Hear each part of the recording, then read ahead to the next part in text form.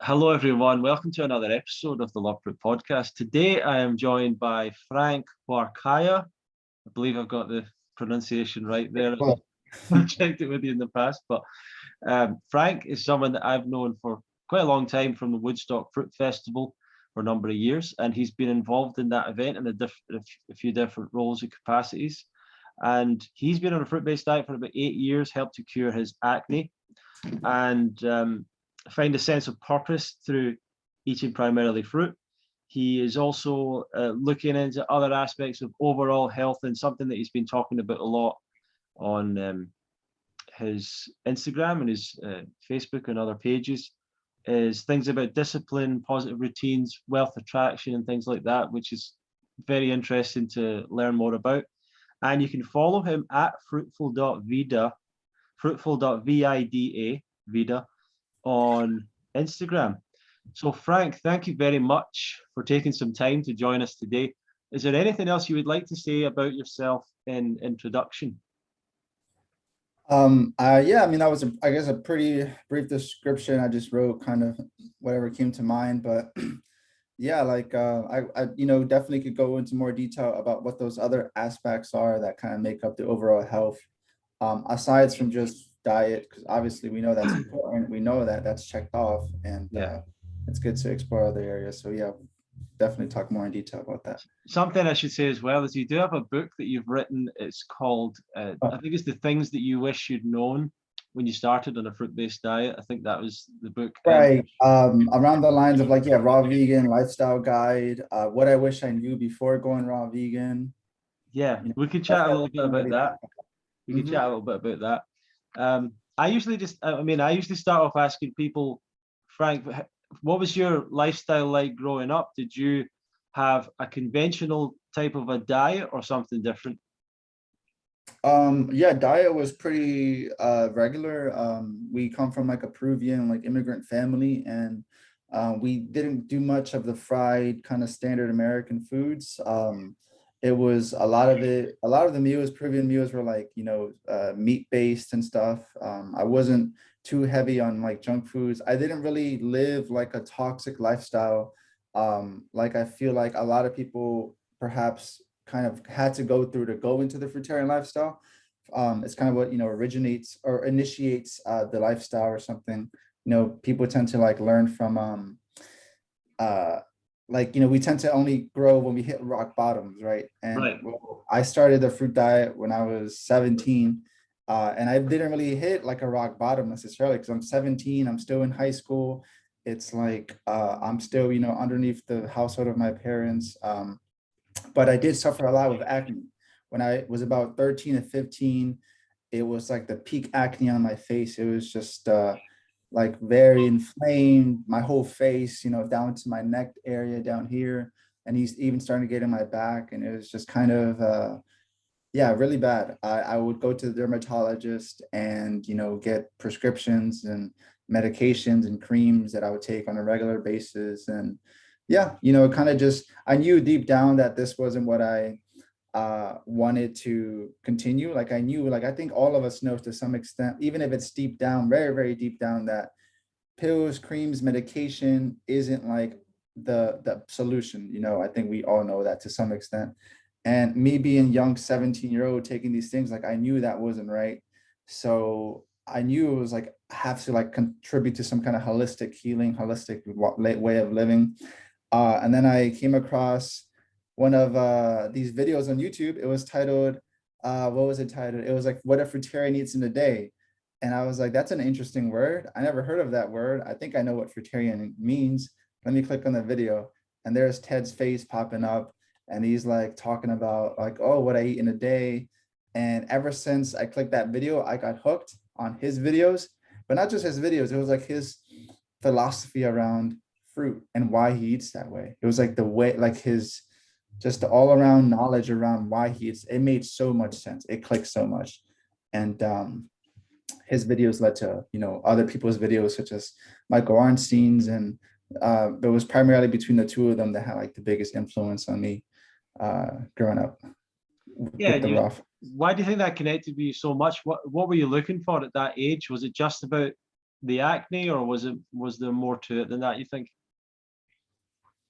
I guess I always wanted to, yes, eliminate my acne. And so I started this fruit-based diet. For I just ate like fruits, like from whatever I was eating. I wasn't even vegetarian. I never even heard of vegan. I was like from standard Peruvian traditional meals to fruitarian for 2 days. I ate just fruits for 2 days, and like I started going, my like I noticed like my skin started clearing up, or not even clearing up, but like no new acne was forming. Within 2 weeks, the acne was clearing up. And I was like, wow, I was taking medication for years. And now all Wow. of a sudden, I don't need to even, ask for a refill. And I kind of got mad at the dermatologist because he never asked me like, what food did I eat? What water did I drink? Never even bother asking all that stuff. And yeah, that's kind of how it started. It was the acne for sure. What was Because the every what? time I wouldn't eat fruit and I'll eat like junky foods like a chocolate or a pizza, Yeah. I get acne pop up. It pop up right in my face. Oh wow. What was what was the reaction of like friends and family around you when you said that, when like, because the dermatologist wasn't listening, but what about other people around you? Did they think it was a bit crazy as well, or? Yeah, I thought it was like just weird. I got made fun of a lot in high school. I got made fun of by friends. I got judged at. Uh, I was very, and that turned me into like that angry vegan phase, like it's me against the world. It's only me and my online friends versus the whole world, and I'm gonna debate you to death. And every time we would sit down, I always was um, like almost like in this offensive like Yeah. mode. Like I'm ready for you to say something about what's on my plate, and I already know what I'm gonna say back to you. But no, that's not the way to go about. That's not a way to maintain relationships and friendships. And I've definitely like changed. Like I could care less if my friend Bob or whatever ate meat or ate fruits at this point, to be honest. I'm not here to convince them otherwise. If they want to change, they can ask me for, questions of curiosity, and then I can help them out. And I kind of learned that, like, I don't need to be like preachy onto those who don't even want to open their ears. Yeah, yeah, absolutely. So how, from doing this experiment of 2 days on fruit, like how long did it take from there for you to start like uh totally changing your lifestyle, or was it pretty much instant? Did you just go from there and eat a lot of fruit from there on, or did you uh, start take a while to kind of go more vegan? What did it look like? Yeah, I heard about the fruit diet through Ted Carr's videos, and the next day I just went to the wholesaler. I went to like the supermarket and I bought tons of fruit, and I only ate that for 2 days. And then I started just eating primarily fruit or mostly fruit. And I continued to eat, the chicken and the steaks and the eggs. But then I heard about vegetarianism, and there was a movement behind that, and veganism. And I was like, well, let me try this. And so I slowly, within a phase of 3 to 6 months, I just cut out all animal products since the date of hearing about fruitarianism. And yeah, it's just kind of been, in that gradual phase of fruitarianism, then vegetarian. And I didn't even like, I wasn't very deep into, like the fatty or vegan junk foods. Like I didn't Right. really eat a Beyond Burger or like, those mock meats until a few years down the road. Yeah, and where was it you were doing this? Was it, I believe you're from Philadelphia, is that right? Yeah, yeah, I grew up in Philly. Yep, I'm still here actually. Yeah. Oh, yeah. Yeah, so that was you just sort of coming out of school. Was there any kind of support group, community? Was there other people that you could meet in that area that were doing something similar to you? No, not at all. I felt like I tried looking, not even, people my age. I was always kind of distant from people growing up just because I felt like I couldn't really relate to many people my age, especially like in high school. All these kids are just, in high school mentality, and it's just hard to relate when you feel like your mind is maybe developed a bit more or something. So no, I didn't feel like I found much support or even health conscious friends in Philly. Which is why like I ended up moving. Once I turned 18, I just found a way to go to Hawaii. Woodstock Fruit Festival in Hawaii, actually. That was my gateway to Hawaii when Mike had the Hawaii edition. Right. Yeah. So which When did you, you basically got your whole family to go to Woodstock, is that right? And how did that happen? Yeah. So how did that start? So I went to Woodstock first in Hawaii and then the one in New York. And then I was like, oh my God, this is great. Why didn't I tell my family? Like I had the best week of my life there. I ate fruits. I met so many people that are into this way of living. I'm like, I felt like, I don't know, coming back to some kind of family reunion, but I never met these people before. Like I felt very relatable to everybody. So I was like, I gotta tell my family, I gotta tell the whole world. I told Yeah. friends and family. The first people most receptible were my younger siblings, and they came with me the next year. So it was me and two of my younger siblings. And then as we're there, we took pictures and we took, photos of the place. And the next year following, it wasn't just me convincing my family, it was me and my two younger siblings convincing my family. So it was kind of like, the help of them. It's like, and we were like, well, come this year, and we'll treat it as a family vacation. You don't have to be raw. You can eat raw outside of the festival. You can eat your meats and whatever outside the festival. And then, people come up with excuses all the time. And they're like, okay, well, it's too expensive. Well, you can volunteer. So my dad ended up volunteering as a truck driver. And to be, a truck driver, we were going to meet up at Mike's place in Yonkers, New York, about maybe 2 or 3 days before the festival started. So me, my dad showed up. And once my dad arrived that night, I stayed the night. My dad was like, I'm going to go to a restaurant and grab some food. You want to come? I was like, no, I'll stay.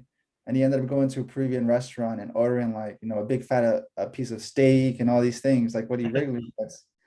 It's a typical meal. Didn't think much of it. The next day he was on the truck on the way is what onto it on his way to Woodstock. And throughout the days at Woodstock, he found that he wasn't really satiating meats or satiating, he didn't have the urge to leave the festival to go to buy his own typical foods. And then after Woodstock, he didn't have that sensation that, crave meats again. And then he realized like, whoa, the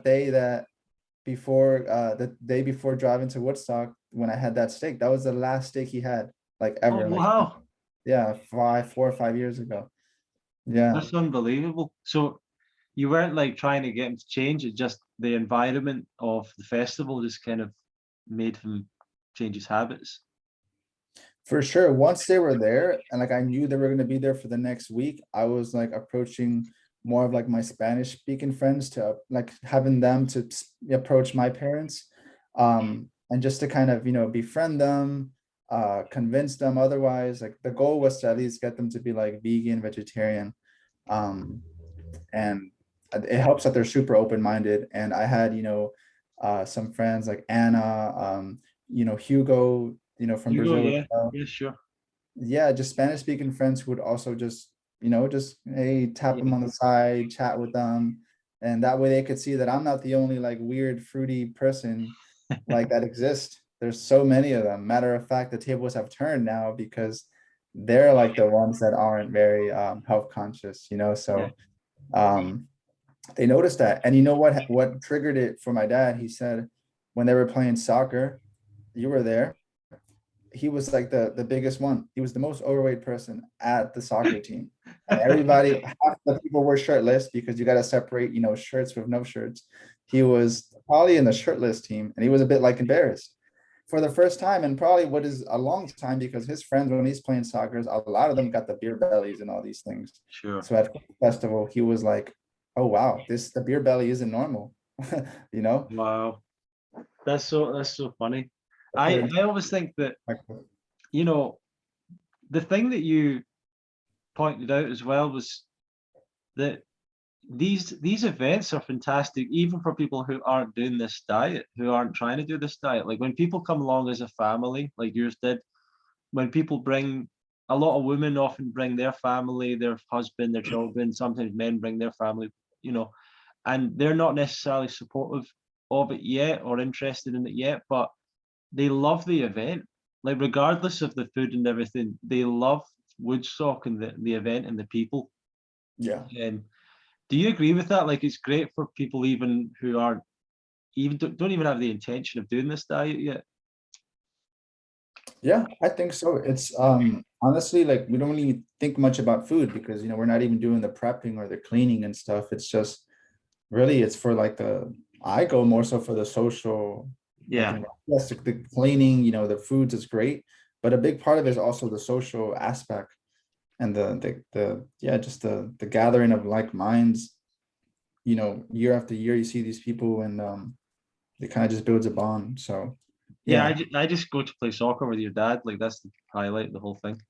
Yeah. Yeah, But he how missed.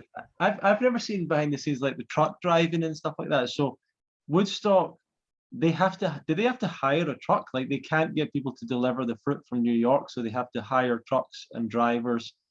And where is it you go and get the fruit, and how does that all look like when you're doing that?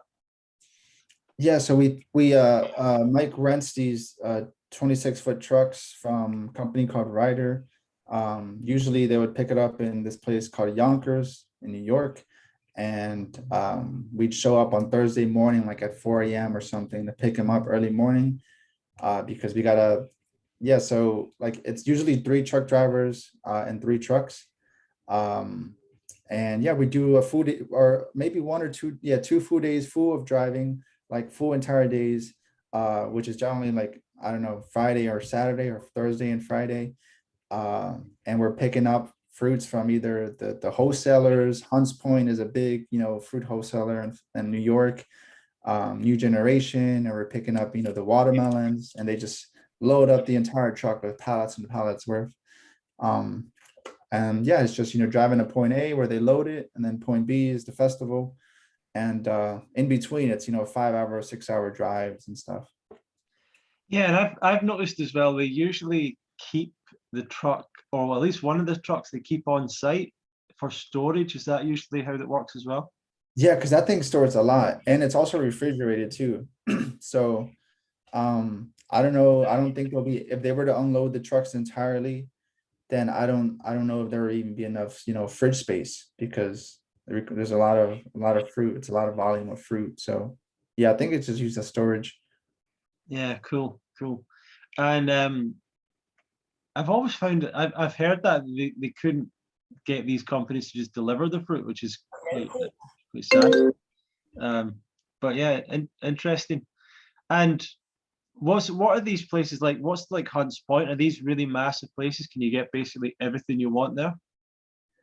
Yeah, it's huge. I go to a wholesaler here in Philly and I thought that was big. That is teeny compared to Hunts Point. Hunts Point is like the wholesaler in Philly times 10 or something. It's crazy insane. There's a lot of traffic and super industrial. Yeah, you can get any fruits. It's open to the public, which I think a lot of people don't know. Right. You obviously just need a car to carry like the big boxes out. But yeah, you can get really quality stuff at these wholesalers. In general, any wholesaler, I'm sure if you live by any major city, there's one. Type in XYZ city wholesaler, and that's one way to get kind of a lot of fruit in bulk for a good price too. Yeah, really cool. Really Yeah. cool. So Woodstock you've been a part of for quite a number of years now. What's Yeah. been your some of your standout memories of the event? I guess one of the first few was back in Hawaii. I think that was a highlight for me just because it was my first year and it was kind of like honeymoon phase of the whole raw food and, you know, in awe of, seeing all the people that you follow on YouTube and social media and like, whoa, these people, in life, and we can see them in real life, they exist. And so I had a lot of those kind of like awe moments in Hawaii when I Right. was, at the time it was like the Evan Rocks, the Megan Elizabeths, the Ryans, the Charles, and all of them. And yeah, and obviously, meeting Mike as well, he was like a big influential person for me. I just felt like, you know, mind you, I'm coming from an environment in Philly, just out of high school, where it's not the most vibrant and happy. It's not Hawaii. Hawaii is so polar opposite than that. And I'm just walking on. I just felt like everybody had like a certain glow on their face. Like, yes, I would follow them on Instagram, but it's like they had the Instagram filter on in real life because they just looked so beautiful and they were glowing and stuff. That's funny. Yeah, I was never at that Hawaii one. I've heard a lot of different stories about it. I've actually heard some people say good things, some people say bad things. What was your overall feeling about how that event was organized? Because they've not done that since. Yeah, I think it was, I mean, it was my first year, so I didn't really have anything to compare it to, but now looking back at it, it was a smaller crew. I feel like the focus of people were to be exploring Hawaii, not staying at the retreat center. So a lot of the times during the day, the campsite was, not at full capacity. Yeah. And there were, I think, times throughout the day where there weren't many people at the festival because people were out exploring and hiking outside of the campsite and stuff. So I guess it's good, if you want to explore Hawaii, but I felt like the purpose was to stay within this niche of raw vegans. How important has that been for you, the attending these festivals? You know what? This year, upcoming year that just passed, I realized it's very, very important. I was maybe concerned, like, yeah, I don't have to come back after 2019. I already been here so many times. And then 2020 came, it was canceled that year. I didn't really think too much of it. I was upset, yes, but I was like, that's fine. I'll continue my life. And I realized like how powerful that rejuvenation is Right. going to Fruitfest, reconnecting with friends and meeting again like-minded people, new connections, and now traveling throughout the states to see people, etc. I just forgot about it. Like I just forgot how good that felt last year because it didn't happen. So Sure. having that time year gap made me realize that wow, it's powerful. I know that you're also quite close with Michael Arnstein, and I think that you've um, maybe worked closely with him in certain ways. And what have you learned from Mike? What have I learned from Mike? Ooh, Mike is very inspiring. He's a go-getter. His mind is constantly running on gears. He is a high achiever, and when he says he's fruits because of his productivity levels, I'm like, yes, like that's what I want as well. That inspires me because I feel like a lot of raw vegans now, like they're doing the fruits to fast and to rest and to, what's the word, vinyasa, and just to lay down on their backs and meditate and try and levitate or something. Like, I don't want to do that. Like, Mike says he wants to do it for performance, and his results don't lie. He's doing ultra marathons, 100-mile marathons. It's just some numbers that are just crazy to wrap my mind around. And on top of that, like, the business that he's running on high levels with a lot of, you know, volume in and out of those businesses. He just has a lot on his plate, and that is something that I look up, like I admire in him, as just to be like like a go-getter in all aspects of your life, and not just stop at diet, but to continue onwards. Amazing, yeah, yeah. And it's a funny thing you're bringing up there because I do think that when when I started off going to these events and yourself as well, I think there was more at that point, more athletes, maybe more of an athletic focus, especially with guys like Mike leading the way and stuff. And now, do you think the crowd at Woodstock's a little bit different, or the vibe, or how do you feel it's changed? I feel like a lot of like more of the longer term people aren't coming back. I think last year or 2 years ago there was a wave of carnivore backlash. And yeah, a lot of the people from Woodstock, got swallowed up by that wave, and they were like more like the longer term people. And they also had influential roles, right? So I'm sure a lot of people didn't come now because of they're looking up to these people on YouTube or whatever. Right. Um, I don't see much athleticness in Woodstock now, but I think I do know where you recall, like back then they had Tim Van Orden. I think Tim Sheaf came. I wasn't there when Doug Graham was there, but I think he was big into the stuff, like, working out. Um, Mike, the other Mike, I think he does like the weightlifting. Mike Lassity, yeah. Yeah, he didn't show up this year. I think it would be nice to kind of get these people back and to show that you can also like athletically perform on this way of eating. Yeah. to kind of bring in other people, like other people, if they see, I don't know, like a typical, super fragile, skinny looking person, like, yeah, to some people that's fine, but to, somebody who's into fitness, they'll probably get turned off by the whole raw vegan thing in general, just because of one person that may be a little more slim.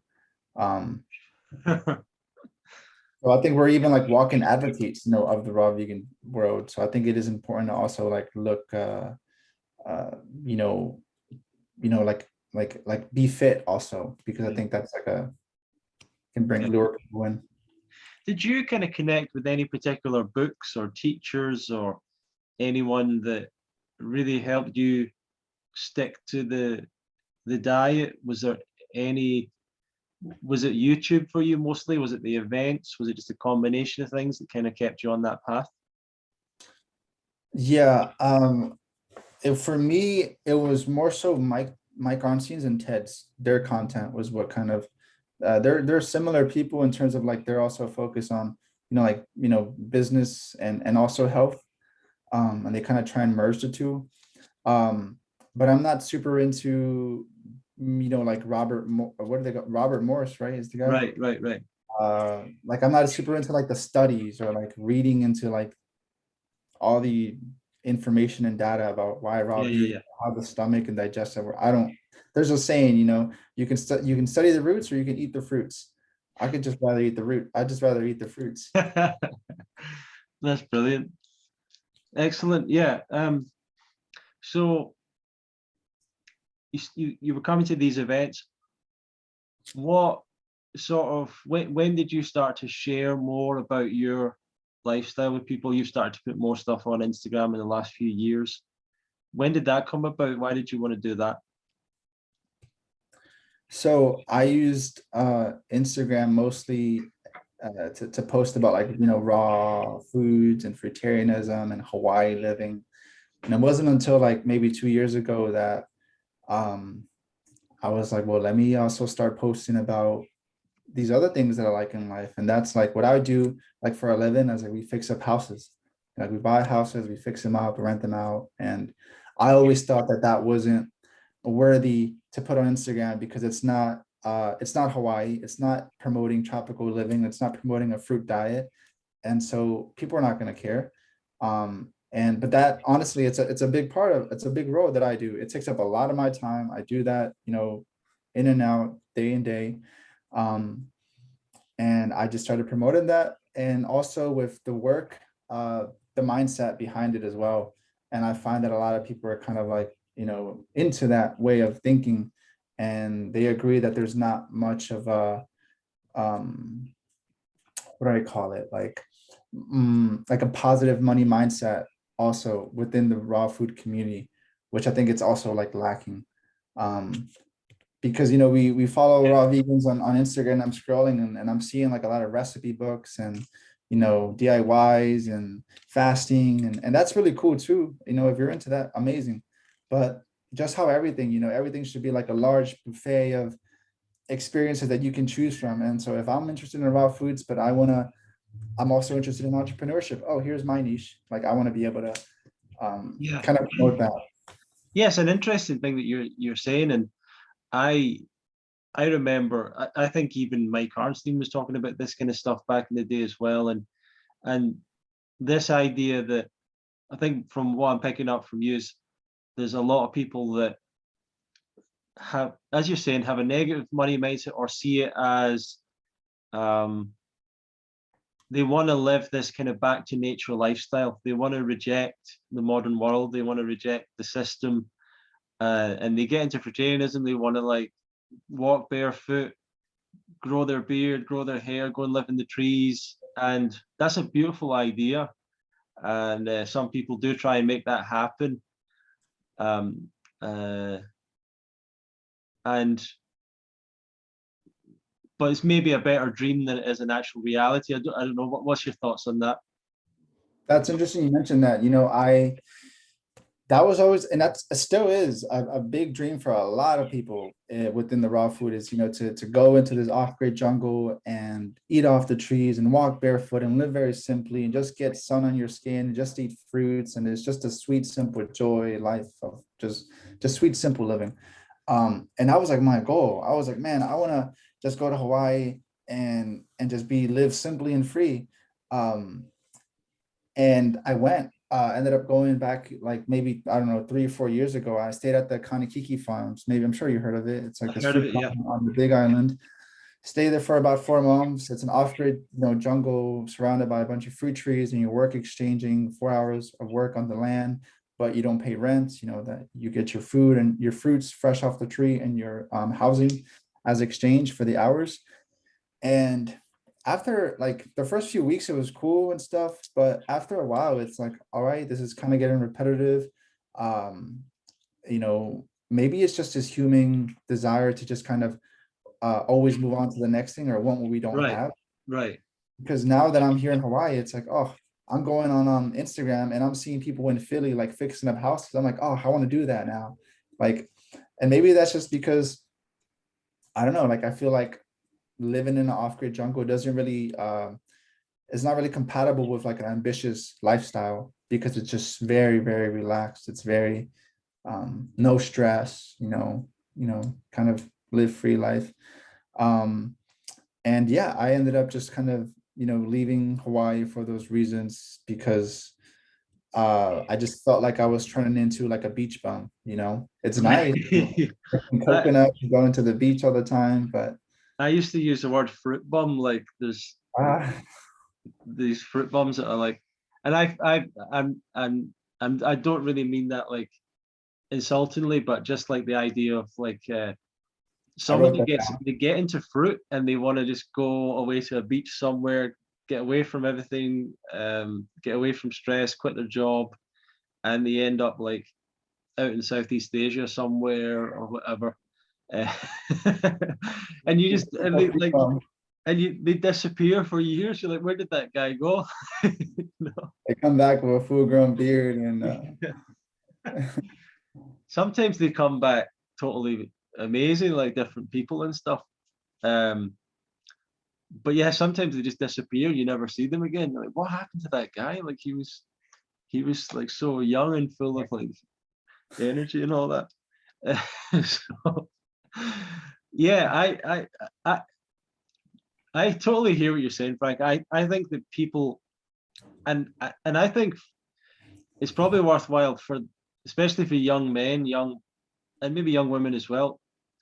They get into this. They've maybe in the modern world, maybe they feel like opportunities aren't so good from where they are, and they just want to reject the world they're at, and they get into the fruit thing, and they want to go away and do something else. But the way I feel about it a bit more, Frank, is like getting into this is such an opportunity to do something productive and meaningful in terms of if you're not happy with the world around you, try and make some kind of a difference in some way, yeah.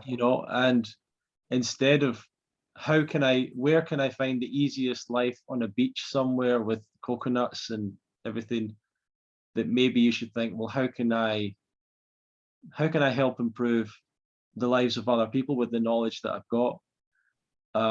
That's the way that I've tried to think about it a little bit more, of like the feeling of I want to share this with people or help people with it, rather than I want to just live like a freedom lifestyle, or that kind of thing. And I feel like I went to Koh Phangan a couple of years ago, and which is like a kind of touristy island in south of Thailand. And I didn't really want to. I was in a relationship, and my girlfriend at the time wanted to go. I was just happy to be even in a grey, cold place. If I could work on the things that I was trying to make happen, I felt like I was doing something better than being on an island somewhere. And as beautiful as it was, like I just didn't really like the vibe and the fact that people were just looking to escape. I just felt people were escaping, and I'm not looking to escape.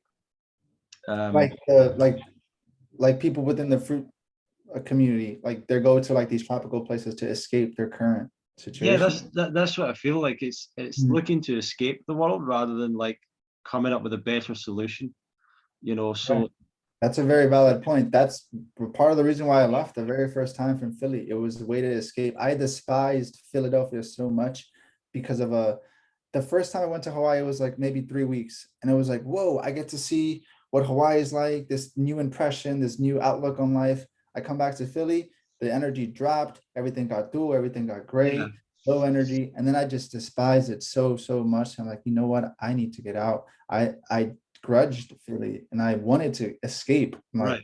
It felt like that. And I was like, I'm fine with escaping. But then after a few times of back and forth, I just felt like I was trying to run away from these like internal problems. And I didn't I felt guilty if I were to go to Hawaii because in the name of escaping, like I felt like if I'm not happy in Philadelphia, then I won't be happy in Hawaii. And yeah, so that's something that I went through, like escaping. I wasn't very happy with that, but I also see it in other people as well. What do you think about Hawaii in general? I think it's great. I think I mean, like the Hawaiians, like the natives don't like others promoting it and stuff in a way because like then they get flooded. But I think it's honestly a true, really beautiful spot. It's very laid back. So I don't know, maybe it's more like a retirement place or something. But I mean, they've got so many climates, mountains, beaches, snow, deserts. They've got it all. And the island of Oahu has the city, and it's got an abundance of nature, and I love that part. It's like the best of both worlds.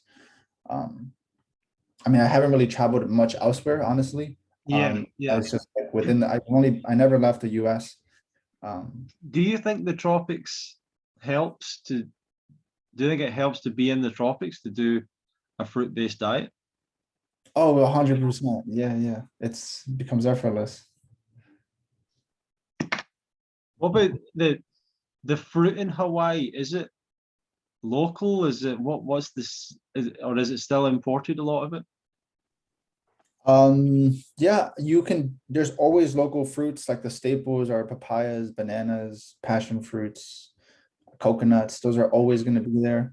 Um, but you also get a lot of exported fruits. But there's little hidden fruit stores here and there that you can go to and then get whatever's in season. But you can feel the taste and this if you're there for like a full year, um, you can just feel like the fruits, like as the months go, the fruits peak and then they come out of season, they come in. It's like I'll trade the saporia for some sour sops, next month. It's cool to kind of witness. Because That's in awesome. Philly here, it's the same fruits all year round. You always get them at the store. Everything's exported. Awesome, awesome. Well, let's talk a little bit about the topic that we got onto a little bit there, the wealth attraction thing, the entrepreneurship. Do you want to just maybe give some advice or some background on your experience in that? Um, and maybe some advice for others that might be listening who are doing this kind of a lifestyle, but want to also align that with uh, an ambitious approach to life like you have. For sure. Um, so I think a lot of us go into the category of like, all right, we look at the tropics as this ideal goal, ideal way of living, right? And I've seen it happen with a lot of people because it even happened with me. We're generally like we're young or whatever middle age, whatever age we are. We find out about raw foods. We're like, oh my God, Hawaii, oh my God, Asia, Thailand. We want to go. We're fantasized, and we go, and we love life. We're happy. We're ecstatic, but then we run out of money, and when we run out of money, we end up having to go back to our hometowns, work in a job we don't like, not as happy, a bit depressed, a bit like going through some kind of identity crisis. And what would have solved that issue there was to be more financially abundant, or if you were to have a business that pays you while you're away, that doesn't require your presence. And I'm like, whoa, I felt so beat down and sad when I had to go back to Philly because I ran out of money, and it was just like a hard smack in the face reality. Like this is money is really important. And I feel like a lot of people in the fruit community almost deem it as unrighteous because it stands for, I don't know, some capitalist kind of greedy mentality. And I just think with that mindset, you're not going to attract money at all. You know, a lot of people at Fruit Fest, or not even Fruit Fest in general, just within the health conscious community, we speak a lot about abundance, and abundance in terms of fruits and sun and hugs and love, which is all great. But when it comes to money, we don't really tie those two words together. And I feel like there's a lack. There's a lack of, maybe, you know, there needs to be more like financial literacy teachers or something within the community. But I think it just as health is important, so is wealth.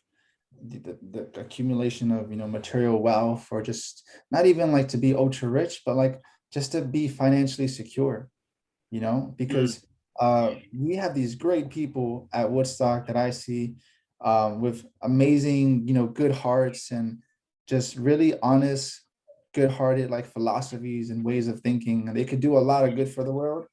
But reality is they only have $10 to the name, and they could, you know, they're just living day by day. Imagine if these people had like, I don't know, like millions of dollars, you know, and they could really um manifest these ideas that are in their minds, like whether that's building a facility center that teaches people how to plant trees and grow their own food, or, you know, some yoga and meditation retreats, or some juice bars, you know, or Airbnbs that promote holistic living, you know, kind of things like that, um, to actually make an impact in the world. Because I think you can only reach so far with the lack of money. You have more, I guess, money, you can do these projects and they can help tap into the minds of more people and stuff. Yeah, that's a great way of putting it. And that it is a fact, as you're saying. At the end of the day, if you run out of money, you're going to be struggling to to get by and to buy fruit and to do the things to keep yourself healthy. So it's an important thing. And do you feel like people have an embarrassment around money in the health conscious community? And why do you think that is? Yeah, it's a good question. Are people embarrassed? I think they're probably embarrassed to admit that they aren't very like financially well off. And I think that's actually like something that I had like my first class at Woodstock this past year. And it was like, you know, we broke people into groups of twos. And part one of the exercise was admitting to the partner that our life isn't as great and amazing as we make it seem out to be. We all are human, we all go through struggles. And part of wanting to manifest your dream life is you have to acknowledge where you're at now. And if you're telling yourself that, you know, you're financially well and everything's okay, and, you know, you're in a way like being delusional by saying health is wealth, and even though you only got $5 to your name, you're not wealthy at all. But because you're saying health is wealth, that your mind thinks you're wealthy, and so you're never going to find a solution out of it, and so you're just stuck in this, you know, trap of never coming out of that. And so we were admitted to our partners that, you know what, like, you know, yes, I have, I don't know, a few $100s to my name. I'm not happy in my current living situation. My relationship sucks. Like these kind of admitting these bad truths about us. But that's part of it. You know, we have to acknowledge where we're at now. Um, and once you do that, it's like we're already halfway there. We already identified our starting point, and now we need to identify where we want to go. And that's a crucial part. And so even if people are embarrassed, suck it up, admit it. It's gonna suck to swallow something like that, but I think it's just a part of coming out of that rut. Really cool, really cool. What would be your advice for someone that's thinking, right, I need to get more focused on the money side of things? What would be your advice for them? Invest in yourself, because I feel like people want to go into investing into real estate like right away, or like whatever, stocks or something. I'm like, well, if you have some money, invest that into yourself through an ebook, through these bundle courses that are coming out, through course webinar sessions, one-on-ones, private one-on-one calls, subscriptions, anything, you know, and these things cost no more than $50, I feel.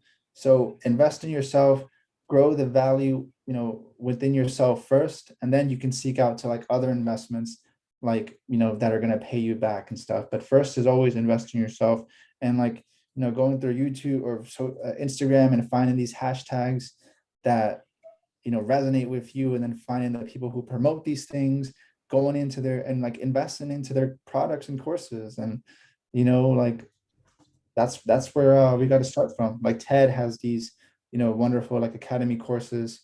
I know that's like on the higher end, but like the bundles are good. For example, $50, right? Gets you like 50 ebooks or something. It's crazy. Excellent, excellent. Yeah.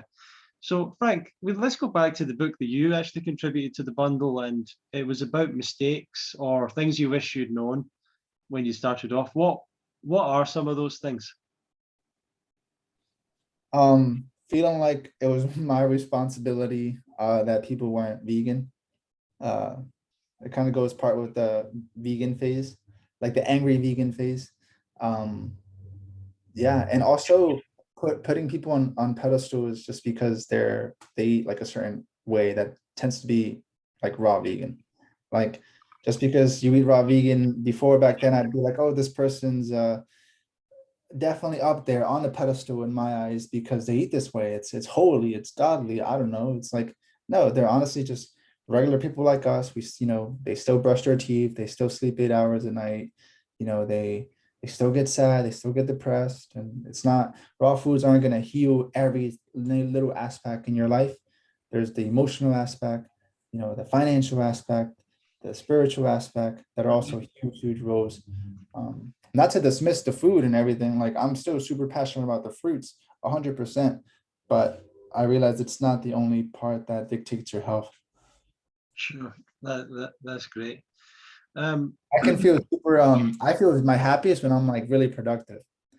Right. Like, and like I get a high off that. Like I used to get highs of running, like, get the runner's high, and then high off eating fruits, and they're all natural highs. And now I get like high off like, like just getting stuff done and just like waking up with a sense of purpose. And that gets me like high. And I like that. I like that idea. Yeah, that's it sounds like you went on that real journey of discovery in that, and found that having purpose in life is one of the keys. For sure. Yeah. Like I find that that's what makes me happiest, and or yeah, it just makes me happy. Like durian makes me happy. Being productive makes me happy. Um, but there are days where I can be raw completely and I feel good. I don't feel unhappy, but I could feel happier if I was more productive. So how about you? You work in buying properties, doing up properties, and things like that. So a lot of construction and going on there. What do the other guys involved think about your diet? I don't really bring it up too much, to be honest. Um, yeah, when they're eating lunch and stuff, I don't, I get them, their lunch, and whether that be rice, beans, chicken, salad, fruit salads. But I'm like, I go in the car, I'm grazing on fruits throughout the day, but I don't really make it too noticeable. Sometimes they kind of find out and they're just like, is that all you eat? They're like just a bit baffled. Yeah, yeah, and obviously some people would ask, do you get enough energy from fruits to do a physical job like that? Yeah, definitely. I feel like it helps because it gets me, like, it just gives me, like, I don't know how to describe it. Just, I guess in general, like more energy. Right. Um yeah, like I just have to graze, I have to eat more often, I have to graze throughout the day sporadically, but I just feel like, I don't know, like lighter. I don't feel like, obviously you're aware of what that feels like, yeah. Sure, sure. Yeah. So what's the future for you, Frank? What are you doing next? Oh, good question. So I'm gonna be in Philly primarily for the winter.